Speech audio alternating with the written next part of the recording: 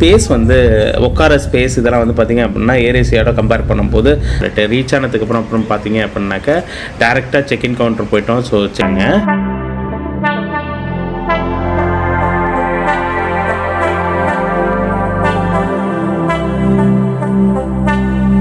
அப்படிங்கிற மாதிரி ஃபாலோ பண்ணாங்க.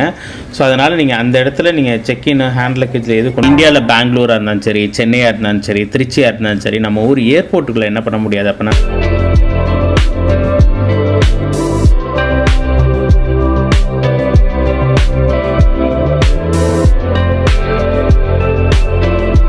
கண்டிப்பாக நீங்கள் வாங்கி வச்சுக்கோங்க. அந்த ப்ரையாரிட்டி பாஸ் வந்து பார்த்திங்க அப்படின்னா ரொம்ப ஹெல்ப்ஃபுல்லாக இருக்கும். ஸோ நாங்கள் வந்து பார்த்திங்க அப்படின்னா அது வச்சுருக்கோம்.